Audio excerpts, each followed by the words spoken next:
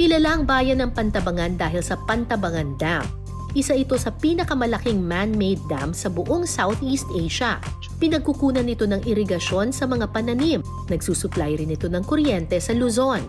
Ang kumasa sa hamon para mangisda sa Pantabangan Lake, ang dating PBB housemate at sparkle artist na si Vince Maristela.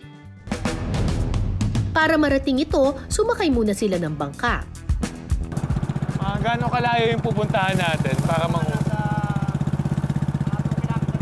kilometers? Grabe, laki pala nito.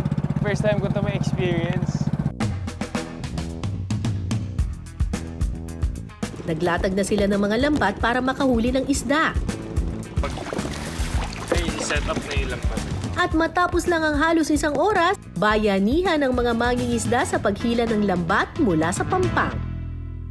Pagpupukot ang tawag nila sa pamamaraang ito ng pangingisda. Si Vince, buong lakas ang binigay sa paghila ng lambat. Okay, gumagamit sila ng kahoy para mas madali nilang mahatak yung lubid. Kasi kung kamay lang yung gagamitin, masakit. Kaya ito kahirap ang buhay ng mangingisda. Grabe. Sakit sa legs, ha? 200, ilang meters to, bro? Mukhang napalaban ka, Vince, ah. Batak na batak.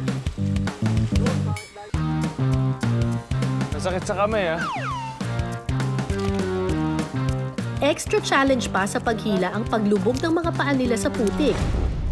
Pero itong si Vince never say die sa anumang hamon.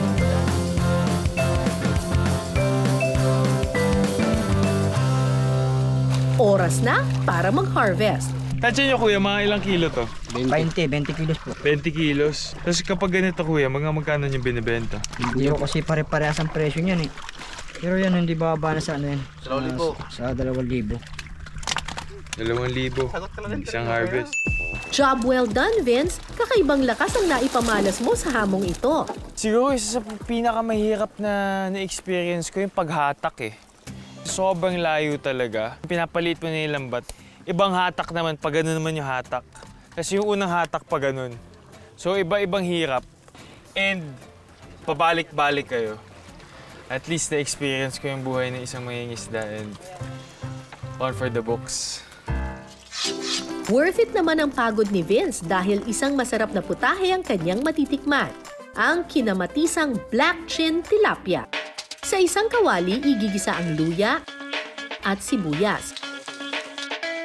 Titimplahan ng patis at idadagdag ang kamatis. Yan, may mga aroma na siya.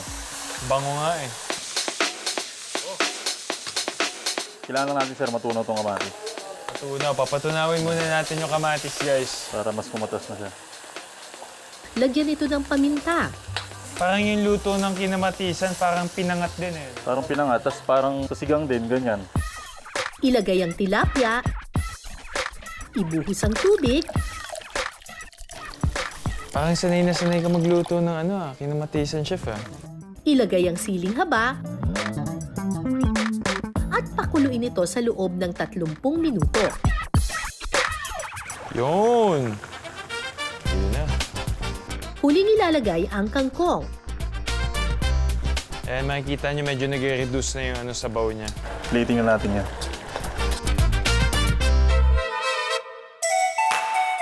At ayan na nga, ready to serve na ang kinamatisang tilapia. Papasa kaya ito sa panlasa ni Vince? First time ko din makatikim na ito, kaya excited na excited ako. You know? Protein. Yung katas ng kamatis, perfect na perfect yung pagkaluto.